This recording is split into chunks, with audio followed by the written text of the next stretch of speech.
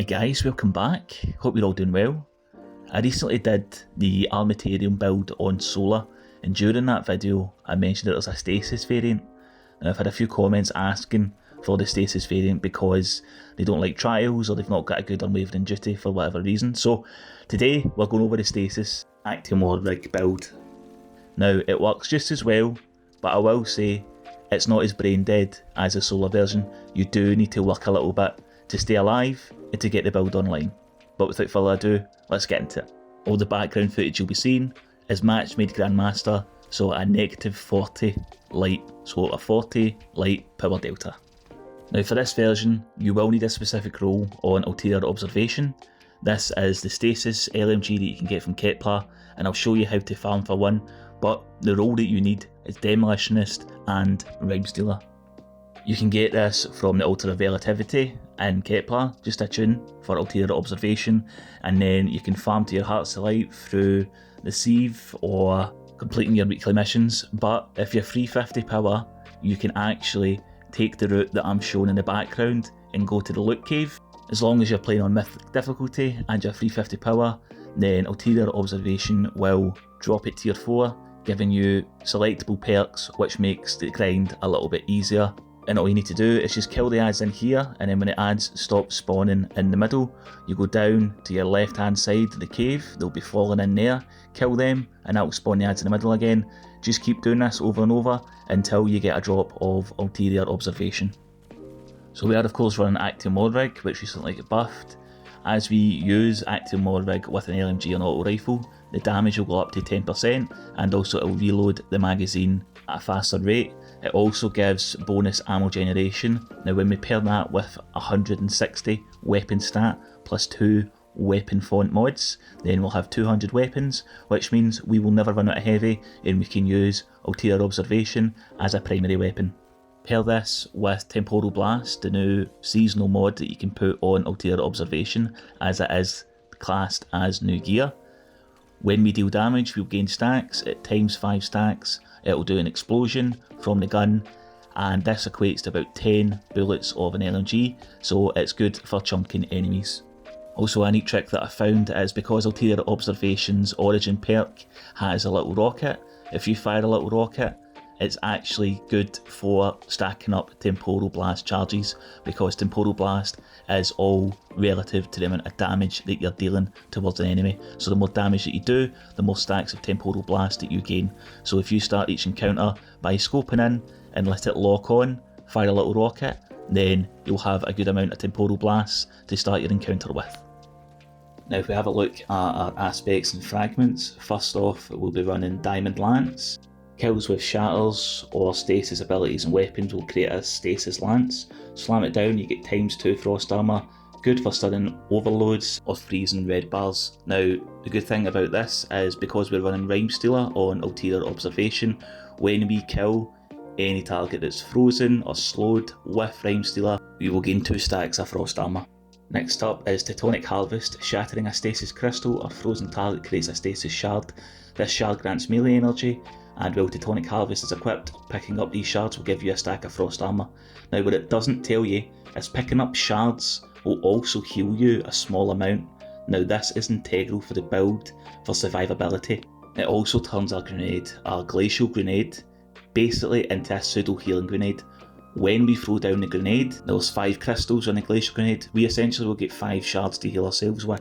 And also because we're running Refresh Threads, when we pick up a shard, we will gain grenade energy 9 times out of 10, because that will be the only ability that we're using.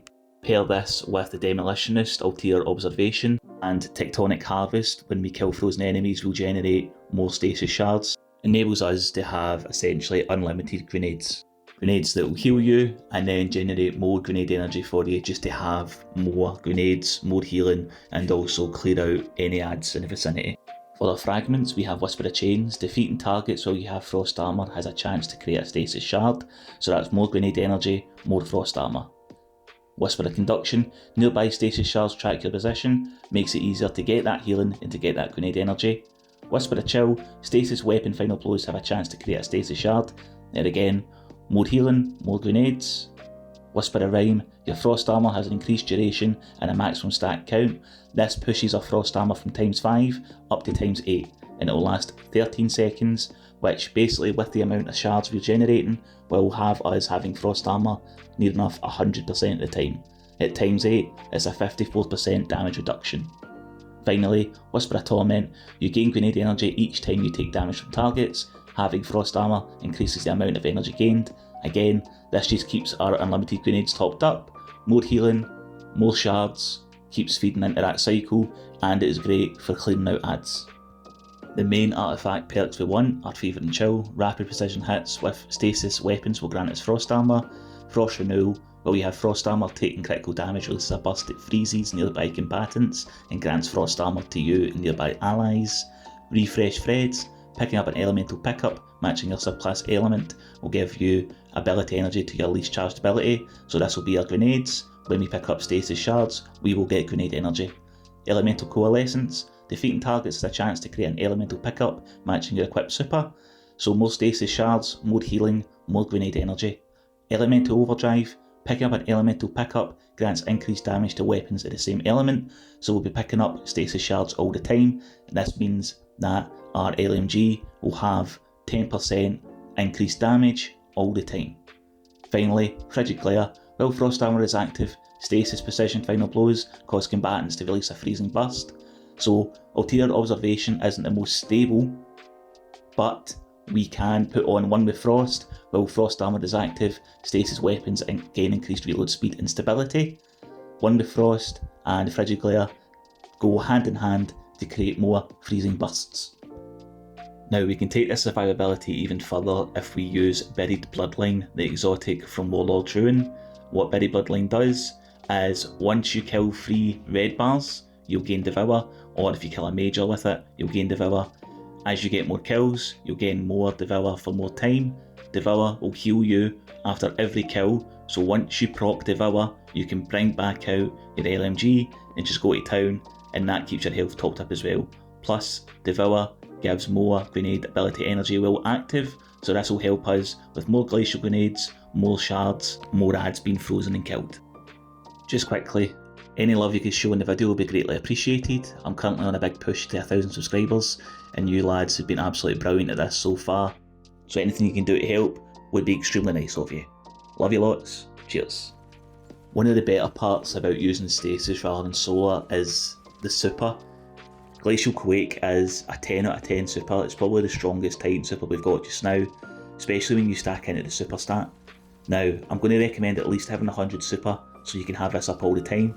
Because super generation is damage based, so the more damage you output, the more super energy you gain, and we're using a light machine gun with Temporal Blast as our primary, we will have a super up all the time with this, and it's fantastic for clearing out ads, champions, and even dealing really good damage to bosses. It's not one and done like Thunder Crash, but the utility of Glacial Quake is so much better than Thunder Crash, and when the super ends, if you have any crystals up, you can just bring out your LMG again, shoot the crystals, get shards, get grenades, and just start that loop once again.